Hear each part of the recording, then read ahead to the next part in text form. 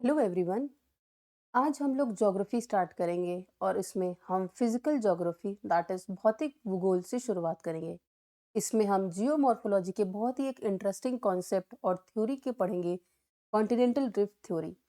इसमें हम जानेंगे कि अर्थ की जो लैंडफॉर्म्स हैं, जो क्रिएशंस हैं, वो कैसे फॉर्म हुई और लैंड में जो चेंजेस होते हैं वो क्यों और कैसे होते हैं, उनसे रिलेटेड क्या क्या स्टडीज हैं, इन पे हम फोकस करेंगे। सबसे पहले हम जो एक चीज देखेंगे वो है टेक्टोनिक। इस वर्ड को समझने की कोशिश करेंगे। इसको हिंदी में कहते हैं विवर्तनिकी। ये एक साइंटिफिक स्टडी है जो स्टडी करता है जो फोर्सेस और प्रोसेसेस जो हमारे अर्थ के स्ट्रक्चर को और हमारे अर्थ के लैंडस्केप को धीरे धीरे बदल रही हैं। जैसे कहीं पे हम देखते हैं बड़े बड़े पहाड़ हैं, वो चेंज होके कैसे लैंडस्लाइड आता है, भूसंकलन होता है तो वो टूट के नीचे गिरता है, अवलांचेस होते हैं, ग्लेशियर लॉफ होता है, कोस्टल एरियाज में बाढ़ सुनामी आते हैं जो हमारे लैंडफॉर्म को बदलते हैं। इस चीज की स्टडी को हम टेक्टोनिक्स कहते हैं। ये टेक्टोनिक वर्ड तो लेटर डेवलप हुआ, पर आज ये प्रॉपर साइंटिफिकली एक स्टडी का एरिया बन चुका है, जिसमें आजकल के होने वाली धरती पे हलचल को काफी डीपली स्टडी किया जाता है। इसमें हम समझते हैं कि कैसे जो हमारा क्रस्ट है, मेंटल है, उनमें क्या क्या फोर्सेस हैं, क्या चेंजेस ला रही हैं, कहाँ पे माउंटेन बिल्डिंग प्रोसेस हो रहे हैं, कहाँ पे अपवर्ड मूवमेंट हो रहा है, कहाँ पे डाउनवर्ड मूवमेंट हो रहा है, कैसे ये चेंजेस हमारे जीवन को बदल रही हैं, कैसे हमारे लिविंग स्टैंडर्ड और लिविंग स्पेस को चेंज करती हैं। तो इस चीज को, साइंटिफिक स्टडी को, हम टेक्टोनिक्स कहते हैं। अब हम इस साइंटिफिक स्टडी पे पहुंचे कैसे? इसका बहुत ही पुराना स्टोरी रही है, इतिहास रहा है।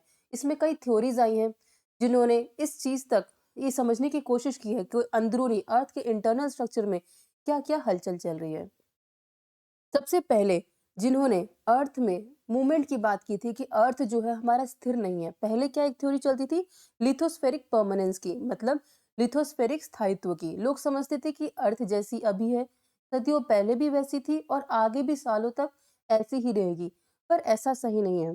सबसे पहले इसके बारे में बात की थी अब्राहम ऑर्टिलियस ने 1596 में, जिन्होंने कहा कि अर्थ जो है मूव करता है, ये एक जगह स्थिर नहीं है, ये डायनामिक है। इन्हीं के कॉन्सेप्ट, इन्हीं के विचारों पे ही एक हमारी कॉन्टिनेंटल ड्रिफ्ट थ्योरी स्टैब्लिश हुई थी। और धीरे धीरे करके आके बात बढ़ी सी फ्लो स्प्रेडिंग पे, प्लेट टेक्टोनिक्स पे और कन्वेंशन करंट थ्योरी पे। ये सारी थ्योरीज को हम एक एक करके डील करेंगे बारी बारी से, अलग अलग लेक्चर्स में। आज हम स्पेसिफिकली फोकस करेंगे कॉन्टिनेंटल ड्रिफ्ट थ्योरी पे, जिसको कहते हैं महाद्वीपीय विस्थापन सिद्धांत। इसको दिया था अल्फ्रेड वेगनर ने 1912 में। ये एक जर्मन मेटोलॉजिस्ट थे जिन्होंने बताया था कि ओशन और कॉन्टिनेंट्स कहाँ पे हैं, उनका लोकेशन और वो कैसे डिस्ट्रीब्यूटेड है।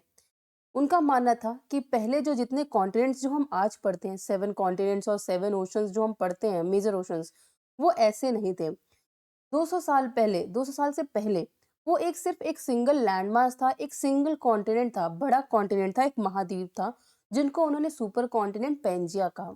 जिसका मतलब था कि ऑल अर्थ, मतलब सिर्फ वही एक लैंडमास था और उसके आसपास वो चारों तरफ घिरा हुआ था एक मेगा ओशन से, एक बड़े से ओशन से घिरा हुआ था, जिसको उन्होंने कहा पेंथेलासा। जैसे कि आप इस इमेज में देखेंगे कि ये चीज जो उन्होंने कही कि एक ये पेंजिया था हमारा सबसे बड़ा लैंडमास और उसके आसपास जो ओशन था उसको उन्होंने पेंथेलासा किया, कहा था।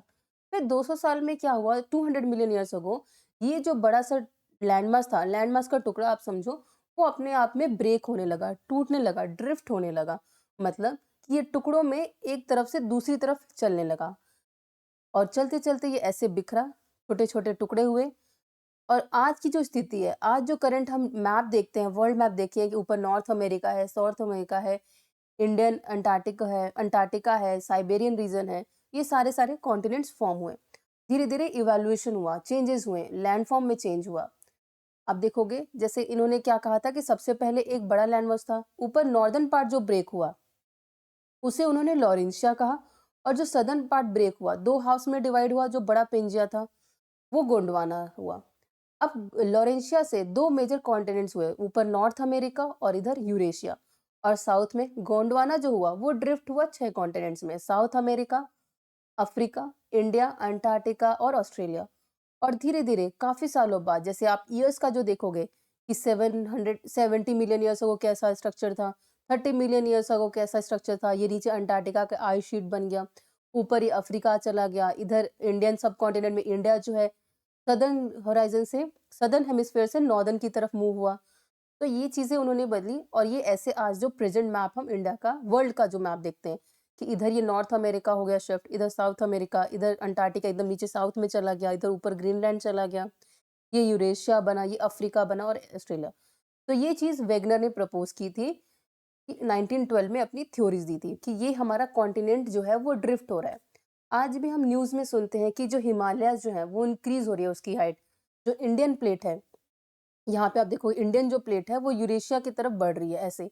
तो इससे क्या प्रभाव पड़ रहा है कि जो यहाँ पे हिमालयाज़ फ़ॉर्म हुए थे, वो इंक्रीज़ हो रहा है, मतलब अभी भी हलचल है, मूवमेंट हो रही है। तो इस चीज़ की बात की कॉन्टिनेंट्स हमारे ड्रिफ्ट कर रहे हैं, लैंडफ़ॉर्म में चेंजेज़ हो रहे हैं।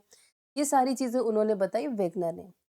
अब उन्होंने कहा ये तो बताया कि हाँ, ये मूव कर रहे हैं। फिर उन्होंने फ़ोर्सेस की बात की, ऐसी कौन से ताकत हैं, ऐसे कौन से बल हैं जो लग रहे हैं और क्या मूवमेंट्स उन्होंने ऑब्ज़र्व किए। 2 तरफ के मूवमेंट 2 तरीके के मूवमेंट्स उन्होंने ऑब्ज़र्व किए। पहला मूवमेंट जो उन्होंने ऑब्ज़र्व किया वो इक्वेटरवर्ड्स, मतलब कि जैसे आप देखोगे ये कॉन्टिनेंट जो है 0 डिग्री यहाँ पे जाती है, तो ये न सदर्न हेमिस्फीयर से इक्वेटर की तरफ मूव कर रहे हैं। इक्वेटर में क्यों मूव कर रहे हैं? क्योंकि 3 फोर्सेस काम कर रहे थे वहाँ पे, एक ग्रेविटी, एक बायोंसी फोर्स और तीसरा पोलर फ्लिंग फोर्स, मतलब एक तो गुरुत्वाकर्षण वहाँ पे काम कर रहा था, एक उत्प्लावन फोर्स काम कर रहा था और तीसरा था हमारा सेंट्रीफ्यूगल फोर्स, मतलब अर्थ की रोटेशन की वजह से एक सेंट्रीफ्यूगल फोर्स क्रिएट होता है जो पोल के अगेंस्ट वर्क कर रहा था। उसे अपकेंद्रीय बल कहा जाता है। तो ये 3 फोर्सेस थे जिसकी वजह से जो कॉन्टिनेंट था हमारा बड़ा-सा जो टुकड़ों में बिखरा, वो इक्वेटर की तरफ मूव कर रहे थे। दूसरा मूवमेंट जो उन्होंने मूव किया कि वो वेस्टवर्ड मूव कर रहे थे, मतलब ईस्ट से वेस्ट की तरफ। जैसे आप यहाँ पे देखोगे अंटार्कटिका जो है ये तो सदर्न जा रहा है, पर ये जो कॉन्टिनेंट्स है south America, Africa, north America, ये ईस्ट से वेस्ट की तरफ मूव कर रहे थे। और इसका कारण उन्होंने बताया कि टाइडल करंट्स की वजह से मूव करते हैं। अर्थ जो है हमारा हमारा जो है वो वेस्ट टू ईस्ट रोटेट करता है, पर जो टाइडल करंट्स है वो हमारे ईस्ट टू वेस्ट रोटेट करते हैं। तो ये 2 टाइप के डायरेक्शंस उन्होंने ऑब्जर्व किए और फोर्सेस उन्होंने बात की। टाइडल फोर्स और polar fleeing force major factors थे हमारे इन मूवमेंट्स के, जो कॉन्टिनेंट से एक से दूसरी जगह जो चेंज हुए। अब ये फोर्सेस एक्सप्लेन करने के बाद उन्होंने कुछ एविडेंसेस भी दिए कि महाद्वीपीय विस्थापन के पक्ष में प्रमाण भी उन्होंने दिए कि ये हमारे एग्जाम्पल्स हैं, जिसकी वजह से हम ये सबूत साबित कर सकते हैं कि हाँ, ये मूवमेंट जो थे पहले जो कॉन्टिनेंट्स थी आपस में पास में थी। एक संगठित कॉन्टिनेंट था, जो बाद में ब्रेक होके अलग-अलग बना। पहला जो उन्होंने एग्जाम्पल दिया, अपना एविडेंस दिया, वो बोला उन्होंने कि jigsaw fit matching of the continents, मतलब कि महाद्वीपों में सौम्य, जैसे 1964 में जो इवोल्यूशन साइंटिफिक थ्योरी जब आई, साइंटिफिक हेल्प से कंप्यूटर की एनालिसिस से बुलार्ड ने निकाला कि जो fit of the Atlantic margin margin को अगर आप देखोगे, ये जो साउथ अमेरिका के कोस्ट को और अफ्रीका के कोस्ट को अगर आप पास में लाओगे, तो जैसे एक पजल के टुकड़ों को हम पास में लाके एक इमेज क्रिएट करते हैं जो फिट बैठती है, उसी तरीके से अगर हम कॉन्टिनेंट्स को पास लाएंगे तो वो भी आपस में फिट बैठती हैं। जैसे इस इमेज में आप देखोगे, यहाँ पे south America, Africa, India, Antarctica और ऑस्ट्रेलिया, इन तीनों को अगर हम पास में लाते हैं, तो ये एक कॉन्टिनेंट का शेप ले लेती है जो फिट एग्जैक्टली फिट बैठती है। पहला एग्जाम्पल उन्होंने ये दिया। दूसरा एग्जाम्पल बोला बताया उन्होंने rocks of same age across the oceans, जैसे जिस तरह के रॉक्स हमारे अफ्रीकन कॉन्टिनेंट्स वेस्टर्न अफ्रीका के कोस्टलाइन पे पाए जाते हैं, उसी तरीके रॉक्स और मरीन डिपॉजिट्स हमारे साउथ अफ्रीका के कोस्टलाइन में भी पाए जाते हैं। जैसे अब तो रेडियो डेटिंग के थ्रू भी हम जान सकते हैं कि कौन से रॉक्स किस एज के हैं, किस टाइम पे बने हैं। बट ये बात वेगनर ने उस टाइम 1912 के टाइम पे उन्होंने अपनी थ्योरी में बताया था। जैसे कि कुछ रॉक्स जो है जुरासिक एज के मराइन डिपॉजिट्स आप अफ्रीकन कोस्टलाइन पे भी देख सकते हैं और उसी एज जुरासिक एज के आप साउथ अमेरिकन कोस्टलाइन पे भी देख सकते हैं, जो समुद्री निक्षेप कहे जाते हैं। तथा ब्राजीलियन कोस्ट ब्राजीलियन कोस्ट पे जो कोस्टलाइन है और अफ्रीकन कोस्टलाइन, वहां पे भी जो डिपॉजिट्स हैं, ओल्ड कोस्टल मरीन डिपॉजिट्स हैं, वो भी आपस में मैच करती हैं। तीसरा एग्जाम्पल जो आप देखोगे वो है टिलाइट का, मतलब कि ये एक सेडिमेंट्री रॉक होते हैं जो कि डिपॉजिट्स ऑफ ग्लेशियर से बनते हैं, मतलब अवसादी चट्टानें होती हैं टिलाइट, जो हिमानी निक्षेप से बनती हैं। अब आप देखोगे ग्लेशियर पीरियड का इफेक्ट आप देखोगे, ग्लेशिएशन जब हुआ था तो ये सारे कॉन्टिनेंट्स अगर पास में है, तो जो-जो रॉक्स या सेडिमेंट्स ग्लेशियर हिमानी नीचे यहाँ पे मिले हैं, वो सारे हम एक साथ देख सकते हैं कि हाँ, ये साथ में होंगे तभी यहाँ पे कोई इफ़ेक्ट अगर पड़ता है, यहाँ पे मान लो क्लाइमेट का अगर ठंडापन है, तो वो चीज़ इन इस अगर ये साथ में एक यूनिट है, तो सबको एक समान इम्पैक्ट आएगा। सेम वेदर इकोलॉजिकल इम्पैक्ट्स होंगे, सेम फॉसल्स होंगे। जैसे हम ये अभी प्रेज़ेंट जो है, ये साउथ अमेरिका इधर है, अफ्रीका इधर है, इंडिया इधर है, तो यहाँ पे इनके वो टिलाइट मिलते हैं, ये सेडिमेंट्स यहाँ पे मिलते हैं। और अगर हम इनको जोड़ दें तो ये एक साथ होते हैं, तो ये दिखाता है कि हाँ, ये एक टाइम पे कभी ना कभी ये चारों आपस में जुड़े हुए थे। साथ में अगर हम देखें कि जो गोंडवाना सिस्टम के जो डिपॉजिट्स हैं, सेडिमेंट्स हैं, अवसादे हैं, वो हमारे इंडिया में तो मिलते ही हैं। जैसे गोंडवाना सिस्टम हमें पता है कि इंडिया में पाए जाते हैं, उसके सेडिमेंट्स हमारे इंडिया में हैं। बट वैसे ही कण हमारे और 5 जगह मिलते हैं, अफ्रीका में, फॉक आइलैंड में, मेडागास्कर में, अंटार्कटिका में और ऑस्ट्रेलिया में। सेम तरीके के अगर सेडिमेंट्स इन चारों पांचों कॉन्टिनेंट्स में मिल रहे हैं, इसका मतलब है कि कभी ना कभी ये सारी चीजें एक टाइम पे जुड़ी हुई थी, है ना? और अब वो बाइफर्केट हो गए, इसलिए वो सेडिमेंट जो है अलग अलग जगह बिखर गई है। वरना एक ही टाइप के डिपॉजिट इंडिया में भी मिल रहे हैं, उसी टाइप के सेडिमेंट्स आपको अंटार्कटिका में मिल रहे हैं। तो ये पॉसिबल नहीं होगा कि ये जुड़े ना हो, ये बीच में ओशन बाद में आया, ये दर्शाती है। उसी तरीके से अगर आप ये अगर जियोलॉ कोल्ड स्वैम, डेज़र्ट या फिर अदर ट्रॉपिकल फिनोमेनास को भी ऑब्ज़र्व करोगे, तो आप पाओगे कि ये सेम एज और सेम पीरियड को ही दर्शाते हैं। अगला जो एग्ज़ाम्पल उन्होंने दिया था, अपना प्रूफ जो दिया था, वो था प्लेसर डिपॉज़िट्स का। प्लेसर डिपॉज़िट्स मतलब कि गोल्ड के जो अगर हम एग्ज़ाम्पल में लें कि गोल्ड के जो रिज़र्व्स हैं, डिपॉज़िट जो हैं, वो अफ्रीका के घाना में पाए जाते हैं, पर उनका सोर्स रीज़न जो है, वो घाना में नहीं मिलता। वो मिलता है ब्राज़ील के वेन्स में, ब्राज़ील के प्लेट्यू वेन्स में, जिसे हम कहते हैं गोल्ड बेयरिंग वेन्स, मतलब सोना युक्त शिराएँ। वो हमें मिलती हैं ब्राज़ील के प्लेट्यू वाले रीजन से, ये वाला जो रीजन है, ये कोस्ट साउथ अफ्रीका के ब्राज़ीलियन कोस्ट से। तो ये कभी ना कभी जुड़ी होंगी, तभी इस वेन्स के थ्रू जो गोल्ड के डिपॉज़िट जो है वो घाना में पाए जाते हैं। क्योंकि घाना में अपने आप में उनका कोई सोर्स रीज़न नहीं है कि घाना में वो गोल्ड डिपॉज़िट्स आए कहाँ से। इसलिए प्लेसर डिपॉज़िट्स भी है, वो एक परफेक्ट एग्ज़ाम्पल एविडेंस देता है इन दोनों कॉन्टिनेंट्स का एक साथ होने का। एक और जो एविडेंस वेगनर ने दिया था, वो था डिस्ट्रीब्यूशन ऑफ फॉसिल्स, मतलब जीवाश्मों का वितरण। इसका एक अच्छा एग्जाम्पल होगा, एक थ्योरी चलती है लेमुरिया की, मतलब लेमूर जो इंडिया में पाए जाते हैं, वो इंडिया के अलावा मेडागास्कर और अफ्रीका में पाए जाते हैं। तो ये एक थ्योरी है कि एक लेमुरिया नाम का कॉन्टिनेंट पाया जाता था, लैंडमास था, जहाँ पे ये जीव पाया जाता है, एक छोटा सा बंदर होता है लेमुर, वो इन तीनों जगह पे पाया जाता था। अब ये पॉसिबल नहीं हुआ कि लेमूर जो है वो मेडागास्कर से और अफ्रीका से ट्रैवल या स्विम करके हमारे इंडिया तक पहुंचे। जरूरी होगा कि ये तीनों आपस में जुड़े होंगे। उसी तरीका से अलग भी जीवाश्मों का एग्जाम्पल दिया गया, जैसा कि मेसोजोरस को आप देख सकते हो। एक दो नाम आपको एग्जाम्पल के थ्रू याद रखना पड़ेगा कि हाँ, जब कभी क्वेश्चन आए तो आप उसको एग्जाम्पल्स में लिख लो। जैसे मेसोजोरस का एग्जाम्पल आप लिख सकते हो, जो साउथ अमेरिका में पाया गया और अफ्रीका में। दूसरा ग्लोसोप्टोरिस, ये जो एक प्लांट है, वो सारे सदर्न कॉन्टिनेंट में पाए जाते हैं, अंटार्कटिका में, ऑस्ट्रेलिया में, इंडिया में, अफ्रीका में और साउथ अमेरिका में। तो ये सारे एविडेंस जो थे, ये पांचों एविडेंस वेगनर ने दिए अपने support of continental rift theory में।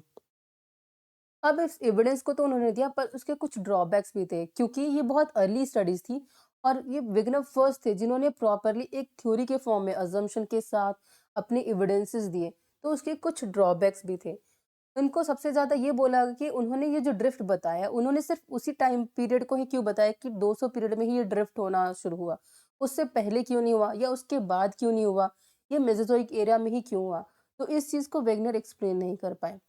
साथ ही साथ दूसरा जो बोला, वेगनर ने सिर्फ़ कॉन्टिनेंट्स पे ही फ़ोकस किया, उन्होंने ओशंस के बारे में कुछ नहीं कहा है।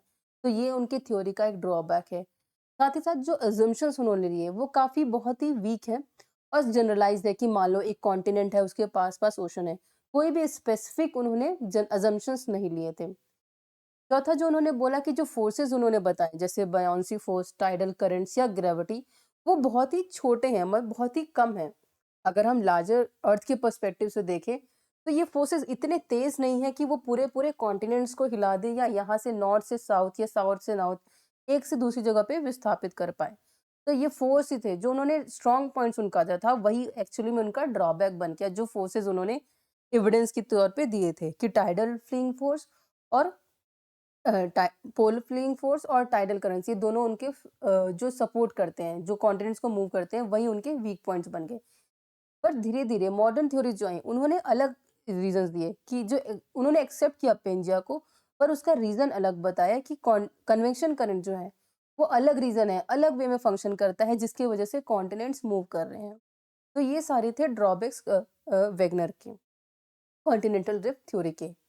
ऑल्दो हमने ये सारी चीज़ें देखी, असम्पशंस देखी, कॉन्टिनेंटल ड्रिफ्ट थ्योरी पूरा देखा और उसके ड्रॉबैक्स देखे, फिर भी आज भी हम वेगनर को पढ़ते हैं क्योंकि he was the first one to prepare a full fledged scientifically a theory, जिसके बेसिस पे और थ्योरीज डेवलप हुई, जैसे कि sea floor spreading, continental drift theory, इन्हीं के बेसिस पे ही बनी। अगर ये बेस ना बनता तो आगे कैसे ये और साइंटिफिक स्टडीज हो पाती। ऑल्दो उतना साइंटिफिक डेवलपमेंट नहीं था उसमें, या उनकी थ्योरी में उतने साइंटिफिकली प्रूवन थॉट्स नहीं थे, कंक्लूजन्स नहीं थे, बट ये हमेशा से ही और आज भी हम इसको पढ़ रहे हैं, इसकी रिलेवेंस को दर्शाता है। होपफुली आपको कॉन्टिनेंटल ड्रिफ्ट थ्योरी पूरे अच्छे से समझ में आ गई होंगी, उसकी एविडेंसेस और ड्रॉबैक्स भी क्लियर हो गए हों। तो thank you and have a good day.